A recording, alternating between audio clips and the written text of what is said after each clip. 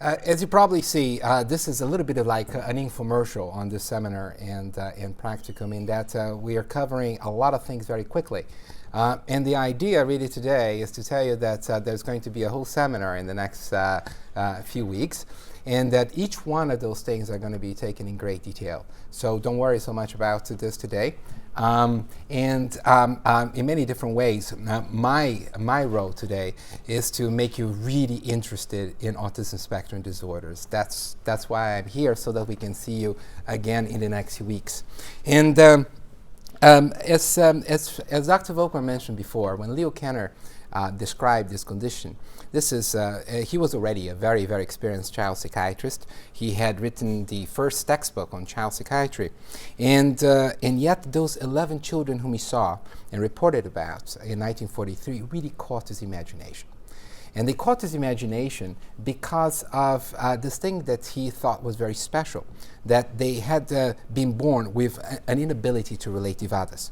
They didn't seem to be tremendously interested in listening to people or engaging with people. In fact, they seemed to be happiest when they were by themselves. And so when we think about what Leo Kanner described and what is still valid today, is that autism can be really summarized in what another doctor wrote about in the book, Dr. Seuss. I hope you know Dr. Seuss. He mentioned that there was thing one and thing two. Well, the thing one and thing two in autism are exactly the things that Leo Kanner described in that paper. The thing one is that this condition is first and foremost a social disability. In whatever area of research that you look into, and whenever you encounter individuals with autism, the thing that strikes you the most is that all of those things that come so effortlessly to people, even young people, even little children, who intuitively understand others and can read their minds and can feel their feelings in many different ways, this is what is not there. It does not mean at all that those individuals cannot do wonderful things. They can. But this sense of social intuition, an effortless way of feeling the other and of reading other people's minds and what's going on in their beings, those are the things that are so difficult to them. So this is thing one. Autism is first and foremost a social disability. And thing two is that this condition emerges very early on in life indeed, and that's why it's called a neurodevelopmental disorder. And just to sort of go back to some of the things that Fred mentioned before, when individuals are born, they are born prompted to engage others. And so in many different ways, life begins in this way, becomes a platform for developing an understanding of others and understanding of the world. Now, when Leo Kanner described individuals with autism, and in many different ways, the vision that people retained for years and years and years was that individuals with autism were extremely isolated, were really not only happiest by themselves, they were by themselves most of the time. And over the course of the decades, we realized that, in fact, there is tremendous range in the way that the syndrome is manifested. In autism, we are struck, in fact, by how much variability there is in all areas of functioning. There are individuals who are profoundly intellectually disabled, to individuals who are brighter than you or others. Individuals who don't talk at all, individuals who talk too much. Individuals who are so socially isolated that if you observe them in a school, you probably see them running the periphery fence of the school all day if you let them. So individuals who cannot stop coming and engaging you all the time, even though a little awkwardly. So this range of expressions is what baffles researchers. And if you are somebody who is trying to understand the causes of this condition, it's very hard to pick up something that describes or somehow accounts for some kind of a psychological process, and yet what you're trying to account for is a spectrum that is so vastly different in different people. So this is probably one of the greatest challenges that we have in the field of neurobiology and genetics, that what we're trying to capture is something that is truly very heterogeneous. But it's important to keep that in mind whether you're doing research or whether you're working clinically. Because most of us, when we are learning about people and becoming a clinician, we tend to become somehow to acquire those models of how individuals with autism are or any other condition. But I can tell you one thing, that in this field, it really pays to see a lot of people because otherwise you have a very narrow view of the manifestation of this condition. And if you visit, for example, one of the schools that some of you will be placed in, Ben Haven, that Fred was mentioning, you're going to see a lot of individuals who are very, very challenged. Most of them are intellectually disabled. For some of them, their stereotypies, or the insistence and sameness that Dr. Volkmar was talking about, maybe something that occupies them all day long, like, for example, flicking a little pencil in front of their eyes all day long. To individuals who are occupying academic positions in very good universities all over the place, and whose business in life is understanding something that is very circumscribed, for example, in science. So the manifestations is huge. And so in order for us to get a sense of what this is all about, we have to go back to what is social development. Again, Dr. Volkmar sort of alluded to that. But babies, typically developing babies, when they are born, they are extraordinarily fragile. If a baby is born and you leave the baby in a hall and you come back 3 days later, that baby is not going to survive. And so it makes sense, whether sort of God or nature created us, that it would imbue those babies with those predispositions to seek the other. Because without the action of the caregiver, that baby is not going to survive. So from the very first hours of life, babies prefer to listen to human sounds rather than sounds in the environment. They prefer to look at people rather than at things. And even as they look at people, they prefer to look at the more revealing parts of people from the standpoint of one's intentions and how am I feeling. And that's the eye region of the face. The eyes, in many different ways, are not only the window to the soul, they're also the window to social neuroscience, for us to understand how people become engaged with others and follow through with their social life. Now, if one were to sort of simplify a model for autism, this is it. Those very early emerging and highly conserved predispositions to orient and engage with others, those things seem to be either missing or they are severely attenuated in individuals with autism. And if you truly understand the thing too of Dr. Seuss, that this is a neurodevelopmental disorder, then you have to think about the cascade of events that is going to follow from that. Imagine that very early on, as babies are engaging with the world, they may be exploring the world. There is a lovely lady who is always there coming and bringing things to the baby. And the baby wants something in the world, and that lovely person comes in and brings it in. That's mom. Now, soon enough, they understand that's why exerting oneself when they can look at mom. And that moment in which they can actually try and get mom to do things for them. This is a very important, in a way, an important event in social development. This is the moment that babies realize that that lady over there has something that is invisible, but it's critical in development, and that's called attention. And not only that they can recognize that lady has intention, they can guide that attention to whatever they want. And so in this world, much prior to the time that the babies are capable of even uttering their first word, they are able to move the attention to something you want through, for example, a gesture like pointing. And they can say, I want that, without necessarily saying the language. Or using language, or they can point to something in the world that they want the mother to pay attention to simply because they want to share an experience. Not only that they can use that, they can also follow the gestures of mom and of other adults. So in many different ways, what those little building bricks of a social brain are doing is that they are preparing this platform for social engagement. And babies love the caregivers find babies very cute. And it's out of this mutually reinforcing choreography that a lot that is important in development seems to emerge from. And from the standpoint of autism, those are the things that are not working well. And if you imagine that these are the kinds of behaviors that we expect to see in typically developing babies, well, these are also the kinds of behaviors that we're looking for when we walk into a playroom to make a determination as to whether or not a 2-year-old may or may not have autism. Those are the skills that we're looking for. Because social development becomes this iterative process in which I'm becoming increasingly more sophisticated. So by the time that I'm 2, I'm already using language and I'm developing relationships. Eventually, most typically developing individuals will become experts on people. Whereas if this process is derailed very early on, what you're going to have is a cascade of disruptions in development. And what you see is that for many of our folks, the individuals with autism, it's not that they're not learning about the world, they are, and sometimes they are learning about the world in such a sophisticated way, but those things tend to be about things rather than about people.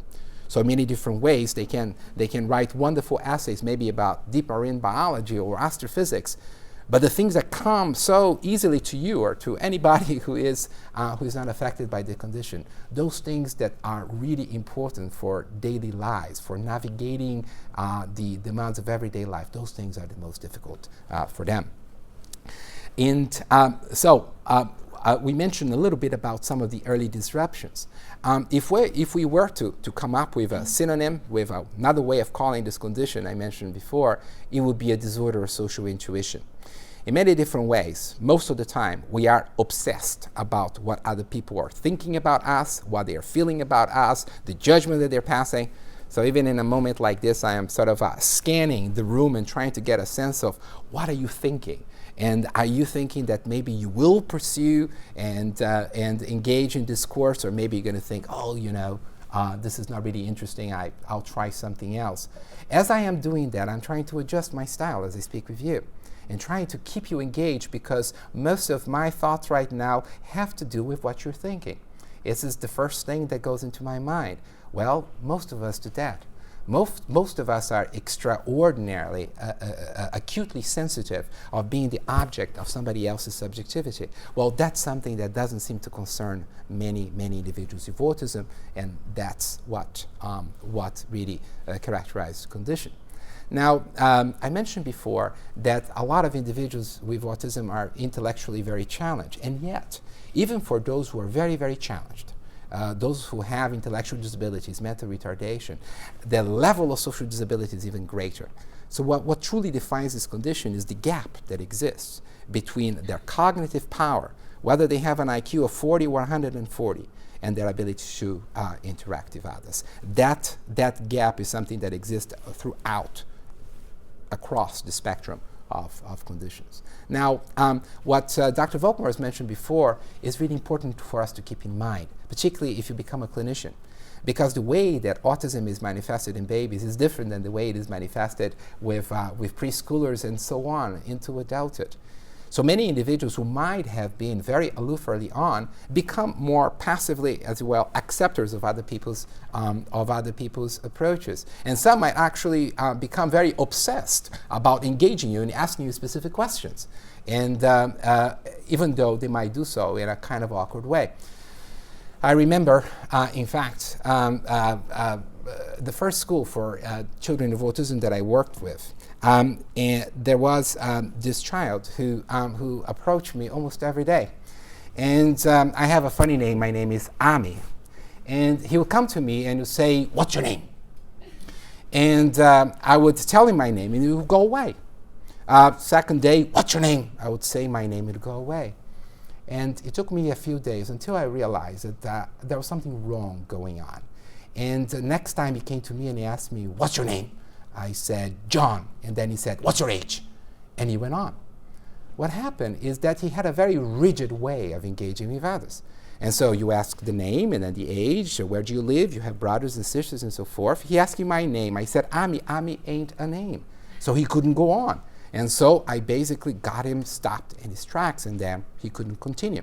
So it's that level of rigidity. It's that sense that unless things are exactly as they are expected to be in this world, then people find a tremendous difficulty with.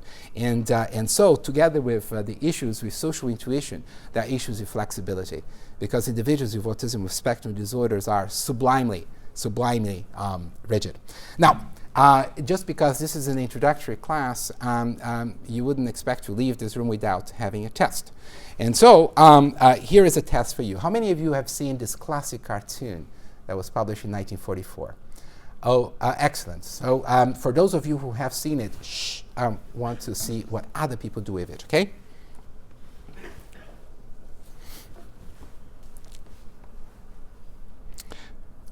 So this is a cartoon that was created in 1944 by two psychologists, Fritz Heider and Marian Simmel. And it's about 2 triangles and 1 circle.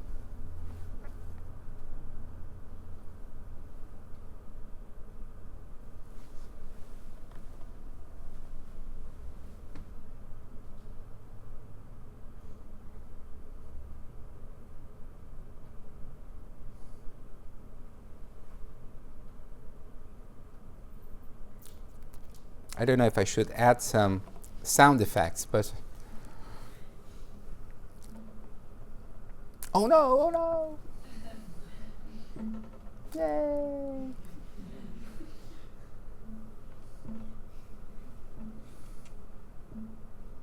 Not there.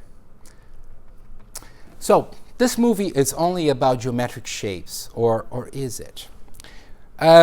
Well, if you show a cartoon like that to a typically developing adolescent, the kind of thing and the kind of narrative that you're going to get is something like this. What happened was that the larger triangle, which was like a bigger kid or a bully, and he had isolated himself from everything else until 2 new kids come along, and the little one was a bit more shy and scared. And the smaller triangle more like stood up for himself and protected the little one. The big triangle got jealous of them, came out and started to pick on the smaller triangle. The little triangle got upset and said, like, "What's up? Why are you doing this?" Well, this adolescent was on drugs. Well, not necessarily. Basically, that adolescent is immediately involved by the social story. And disregards entirely that these are just geometric shapes. Now, this is a typically an equally bright adolescent with autism. And this is what he said. The big triangle went into the rectangle, there was a small triangle and a circle, the big triangle went out, the shapes bounced off each other, the small circle went inside the rectangle, the big triangle was in the box with the circle, the small triangle and the circle went around each other a few times. Up to here, all that this person is talking about is geometric shapes. But he knew I needed more, so he went on to say they were kind of oscillating around each other, maybe because of a magnetic field. Now, there is something very special about thinking about things and thinking about people. We showed those 2 individuals the same ambiguous visual display, which is that classic cartoon. But one was thinking about people and the other one was thinking about geometric shapes and physics. Now, why this is so important? This is important because this is the most challenging situation that individuals with autism of all levels of functioning have to face every day in their lives, which is walking into that naturalistic setting. When they are, for example, in their high school cafeteria, and there are lots and lots of triangles and circles all around them, if they are thinking about magnetic fields, they're not going to understand the situation. So that kind of obsession that we all feel about the other and what they are doing and how that impacts me and what I should do next, those are actually survival things. And in many different ways, those survival things are the things that make it possible for us to navigate the demands of everyday life and social life, but it also makes it possible for us to fend for ourselves. And it doesn't happen in Connecticut, but in other parts of the country, if you walk into a school, you will see individuals like that. These are creatures that we need to understand if they're coming to help us or to hurt us. Are those individuals friends or foes? For many of our folks with autism, those are very perilous situations because they do not. They are not able to, in a way, read people's intentions, and therefore they don't know if those individuals are there to maybe set them up and make them look bad. Now, there is something about thinking and seeing. Individuals with autism are not obsessed with others, they are not thinking about others. When we were conducting this kind of research, we always ask ourselves the question, are they looking at people? Because there is something about looking at and thinking about. If I'm looking at you, do you have a sense that I'm thinking about you? Yeah? Oh, good. Do you have a sense that I am thinking about you? Because I'm staring at you, right? So the notion that looking at and thinking about are 2 things that happen together are things that we all feel in many different ways very naturally. And so we have to have a way of, in a way, visualize the world through people's eyes. How do individuals with autism see the world? What are the things that are important to them and the things that are not so important? How are they looking at people who are interacting? In many different ways, what we wanted to do is to stand right behind their eyes and project ourselves and see what they are seeing. And so in order to do that, one thing that we did is that we created a lab. And in this lab, we're able, in a very non-invasive way, map what individuals with autism are seeing. And here is a summary of our lab. In our eye tracking laboratory, as images for the experiment are presented, an array of computers and televisions track where the participant is looking, the size of her pupil, and the velocity of her eye movements. All of this data are recorded in video and numerical form for analysis. The following images show in slow motion where a bright adult with autism is looking while viewing the movie classic Who's Afraid of Virginia Woolf. Can you see the cross? The cross on the screen points exactly to where the viewer of autism is looking at any given moment. As can be seen, he focuses primarily on the actor's mouth throughout this and subsequent clips. The person with typical development focuses primarily on the person's eyes.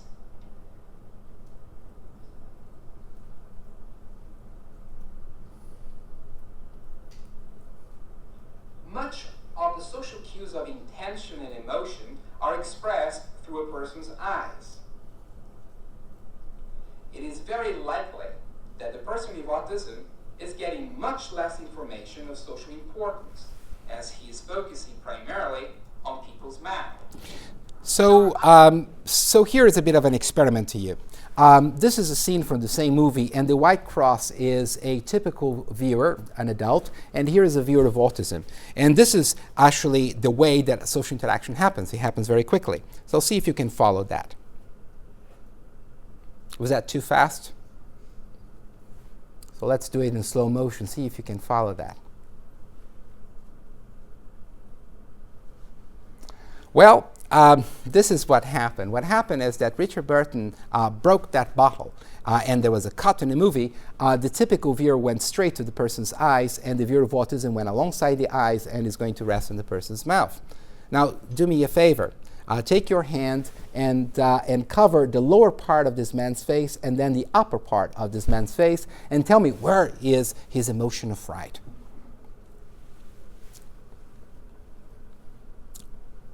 Well, nobody's saying anything. So for the lazy among you, it's in the eye. So at that moment in time, that individual with autism basically was focusing on an aspect of the face that was quite expressionless. In many different ways, he missed that quick cue as to what is the meaning of that scene. Now, I'm going to give a whole talk about social development in autism, and we're going to go over many of those kinds of examples, ranging from a work that we did with adolescents and adults to work that was done with toddlers to what is being done these days with newborns and little babies. And you're going to see many of our colleagues focusing on aspects of the social brain. Kevin Pelfrey is going to be talking about neuroimaging.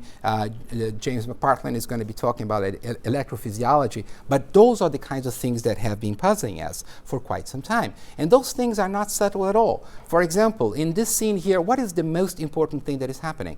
And it's okay for you to say it's medical. Well, there is a kiss. And where is that adult with autism looking at that particular moment in time? Well, he's looking at this light switch that is on this side. So obviously, those are the kinds of things that we need to worry about, because they don't seem to be adjusted or attracted to things that are most salient in the social environment, and their thinking about others also is quite reduced. Well, just to show to you that we did not necessarily concoct this before coming to this class, our colleague Robert Schultz, who was here at the Child Study Center years ago, provided us with the summary of what of some areas of the social brain, as it were, that seem to be involved in those kinds of things that we do so effortlessly. And when Kevin and Jamie talk about their work in neuroimaging and electrophysiology, we're going to see more about that mapping. But just to give you a little example here of the work that Bob Schultz did here.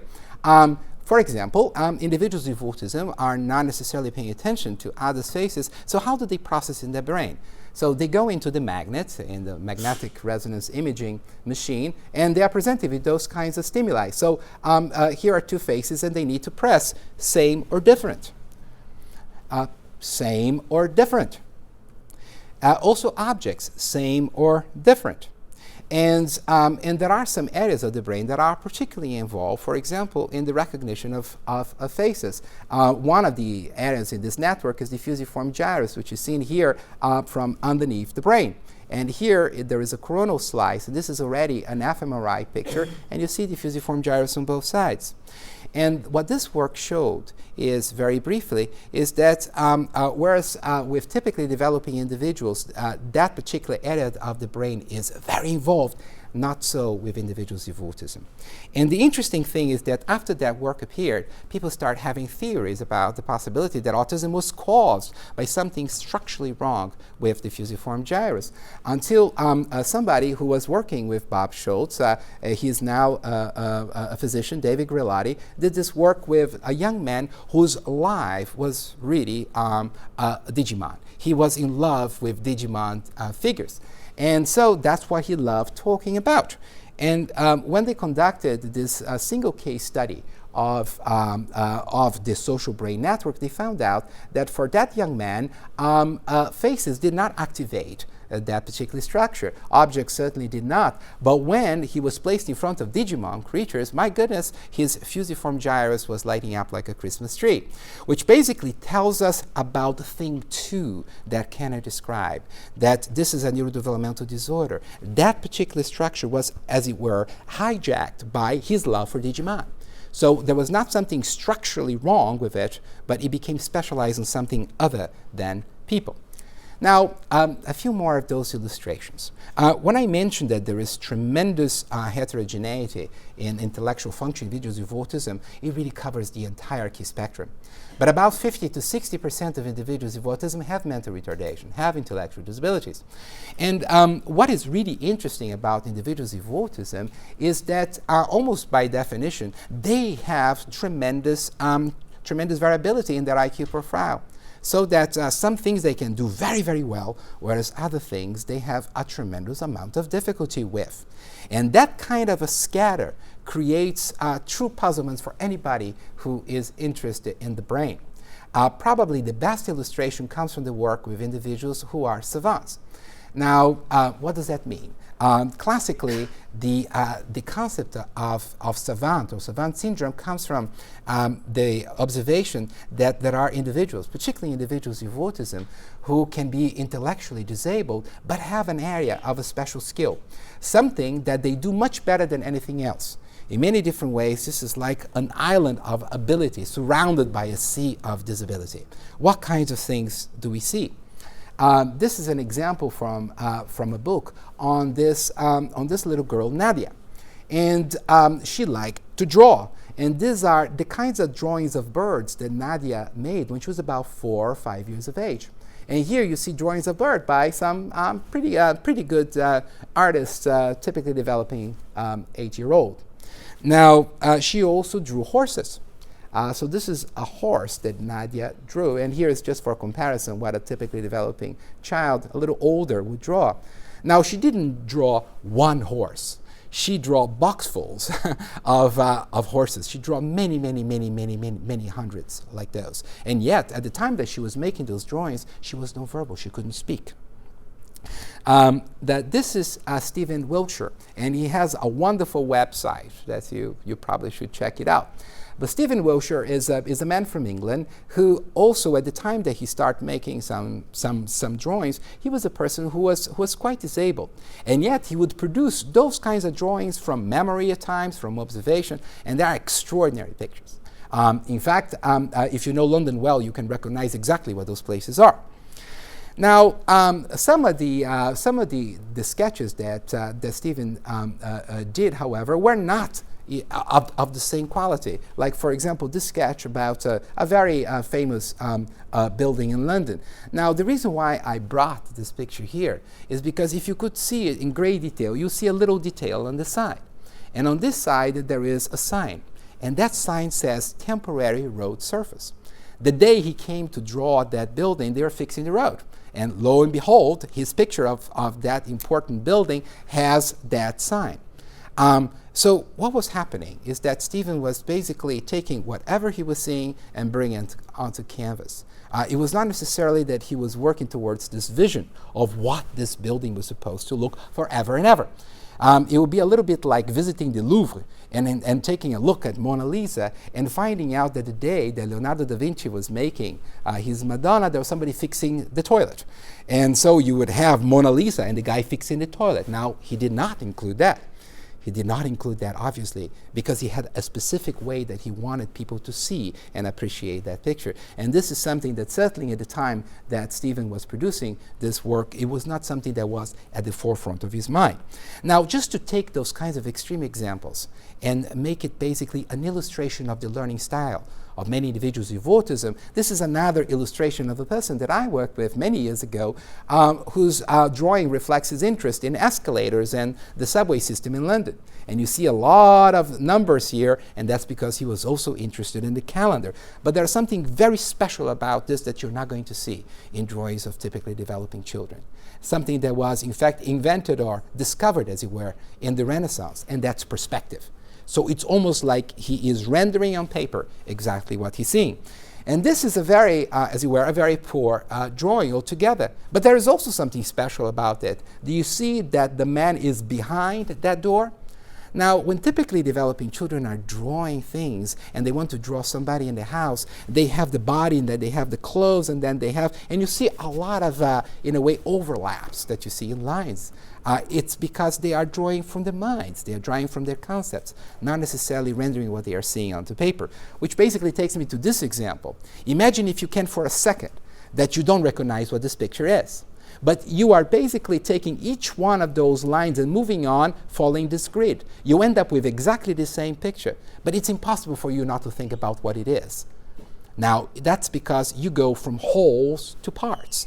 Many individuals with autism go from parts to wholes, and as they do so, they may not necessarily see what that picture is. So this is a little test for you. And this test is just to show to you that you are holistic beings. Okay? Are you ready?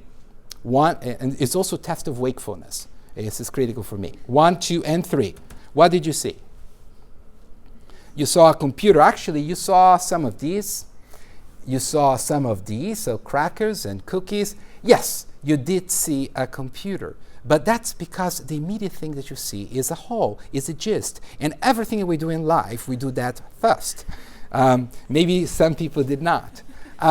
So in many different ways, that summarizes to us a style that impacts on everything that individuals with autism have engaged with.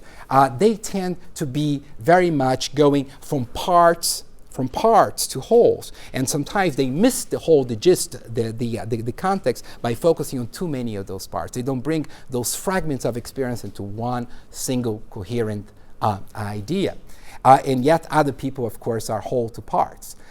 They tend to be rote and associative, whereas most of the things that we need to do, particularly in social life, it's integrative and conceptual. I not only listen to you, but I listen to what other people say, and I look at your faces, and I look at your gestures, and I bring it all together in order to get the context, in order to understand what actually you mean. And because you are people who say things that you don't mean and you mean things that you don't say, unless I pay attention to this entire picture, I'll be overly literal.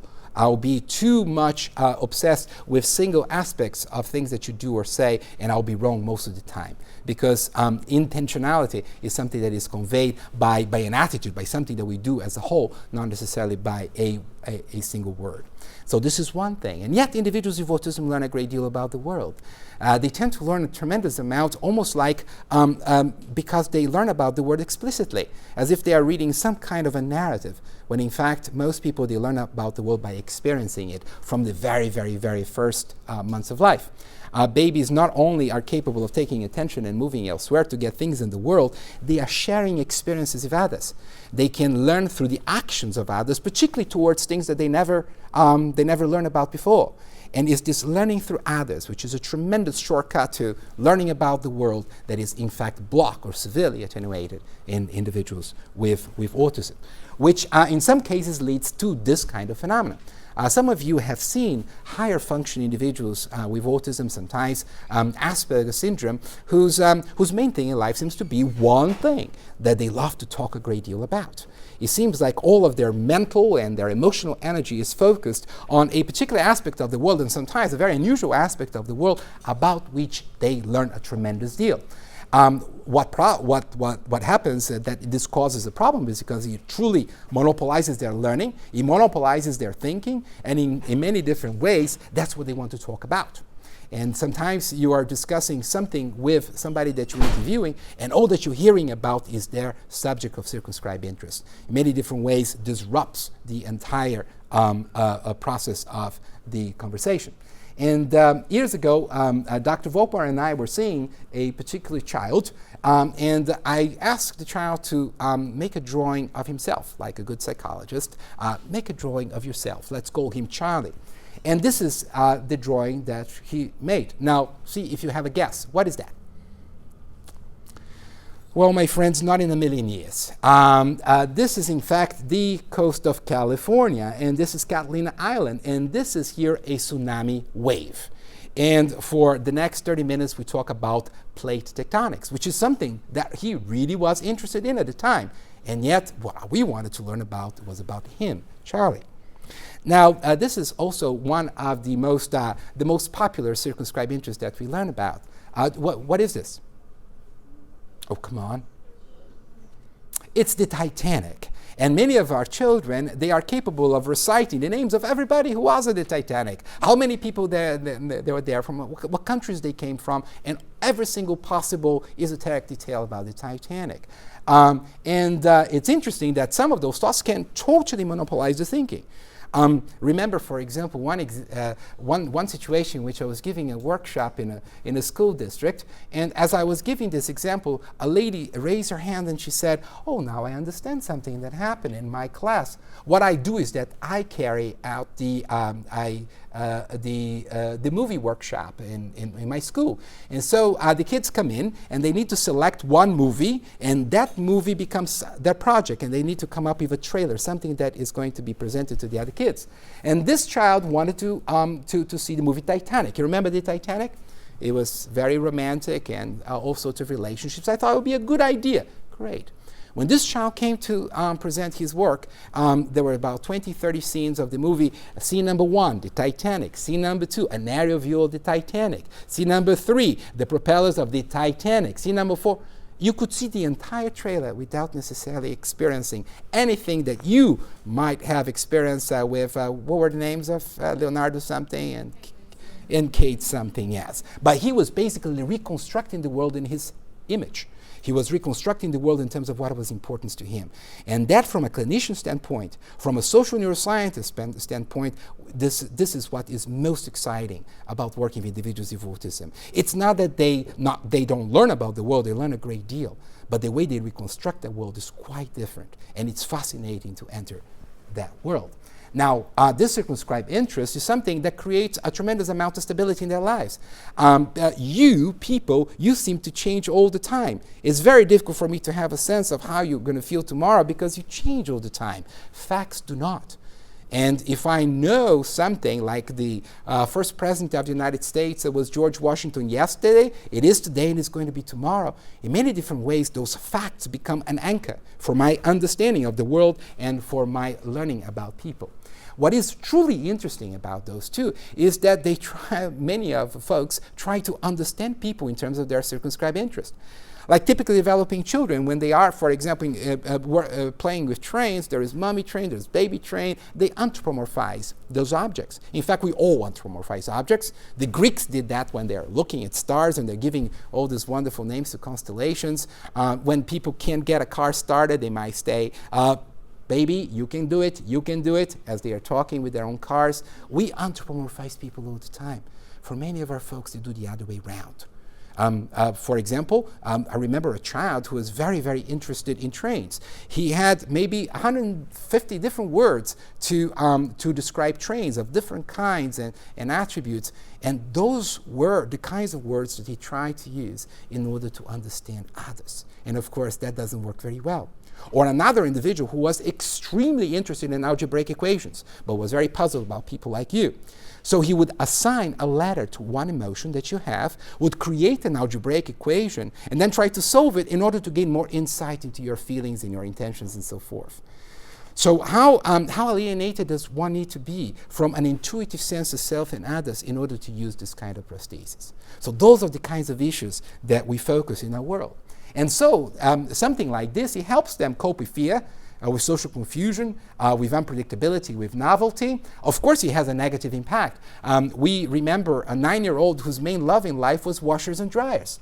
Now, he not only that he talks about washers and dryers all the time, he talks to his peers about washers and dryers. How many friends do you believe he has in his school? Well, not many, right? So that creates, obviously, a great problem. Can we use this positive? Yes, we can. If we want to teach, for example, math, maybe this is what we need to do. There were 1,858 people in the Titanic.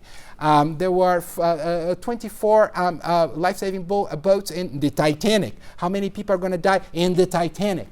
So in many different ways, you're capitalizing on the strength in order to teach something to the child that she wouldn't know otherwise. Sure, this can happen. Asperger, Dr. Asperger, in fact, thought that all of his patients would do very well in the future because he thought that all of them would be scientists because they all had those kinds of circumscribed interests. Well, that transition is not so easy. We remember, for example, one child who was very interested in electronics. So he wanted to learn everything about it, and he built radios of cardboard. In many different ways, he created his own vocabulary about electronics and built his own things that had the semblance of electronics, but they were not electronics. In order for us to push this child in the direction of something that is going to be a vocation, there is a lot of work that needs to happen. And those are the kinds of examples that we see from things such as snakes, cul-de-sacs, the child who was very interested, for example, in deep-fat fries, who would walk into the restaurant, and the first thing he would do is run into that kitchen in order to engage the cook about the pros and cons of the different deep-fat fries. We remember this child who came here, and he spoke in such a way that it seemed like we had basically plucked him from 14th or 15th century Verona. Now, he was very bright that he could read Shakespeare. He was not bright enough to realize that if he spoke in that kind of a language, that his peers would not find it very amusing. Or individuals who know everything about TVs and TV and radio stations, Digimon, and all of those kinds of examples. Now, one thing that we've learned over the years is that for many of those individuals, what happened is a very dangerous confluence. On the one hand, they are totally absorbed by some of those subjects, and yet they have no sense of common sense. And many individuals, as they grow into adulthood, they don't have those many opportunities to interact with people out there, but they are very capable of using their computers. And as they're using their computers, they're doing all sorts of things that can get them into trouble. More about that when we talk about transitioning into adulthood. And yet, if there was one thing that we wanted to communicate to you today, is that in order for us to be effective clinicians, in order for us to learn about autism, we really need to leave some of the common sense view of the world that we all have home, so that we can truly step into their shoes and experience the world through their eyes and through their hearts. And we should not take any of those things that we talked about here lightly, because they might seem sometimes amusing to you, but they are really quite important for our patients. For example, there was one child who came here, and he was very depressed.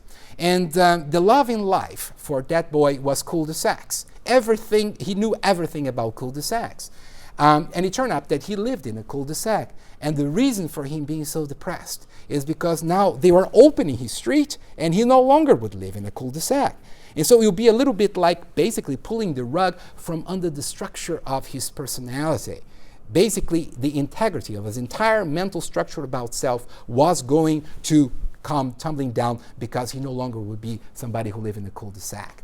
And remember what I've mentioned before, when sometimes we talk about the possibility that somebody is actually creating an algebraic equation to understand the feelings of others, this might sound amusing and funny, and yet this was a reality of one man who came here and told us that if he ever found out that he would never have a girlfriend, he would kill himself.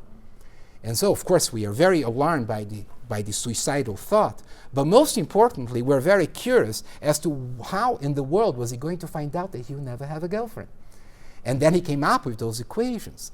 And the answer here was that one day he would wake up in the morning and he would have solved that equation. It would be QED, I will never have a girlfriend. And then he would be truly in danger. So this is the kind of mental shift that you all need to do in order for us to talk about social development, the social mind, and the social brain in autism. There are going to be a lot of reading materials in the web, and many of the things that Dr. Volkmar and myself talked about today, and many of our colleagues are going to be discussing in great detail the next few weeks are going to be there. So I hope you don't worry today that you did not write every single note, and that you'll be able to get back to that as the seminar progresses. Now, a little bit of context for this course. I'm the director of the autism program here at the Child Study Center, which is something that goes back over 50 years. And Dr. Volkmar has been a central figure in that program since the early 80s. Before us, Dr. Donald Cohen, and before us in the 50s, as you heard before, some of the pioneers in this field were here working with individuals with autism and their families. Our program has four missions. The first one is that we provide clinical services. We see many individuals for clinical evaluations, for treatment, and we also consult to the people who will serve them and provide therapies. And this is a key aspect of what we do.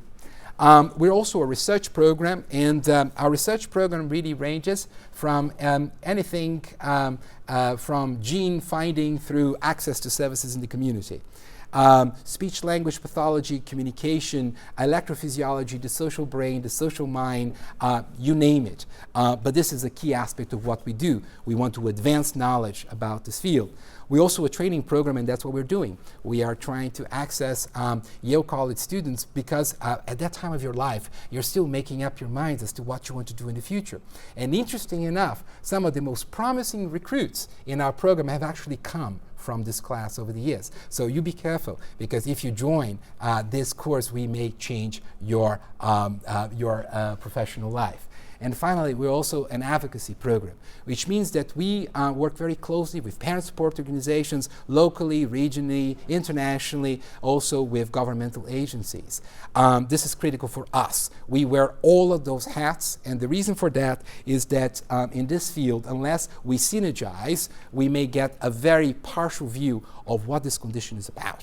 And in many different ways, the hub of our program continue to be our clinical services. We are actually pretty proud that some of our very best research hypotheses have come from the observations that we have made in our playrooms and in our clinical interview rooms. And in so doing, we hope to be close to phenomena that really matter to those individuals and to their families, as well as to translate our scientific findings into things that are going to be helpful, not only in our clinics, but also in the classrooms, not only in Connecticut, but everywhere.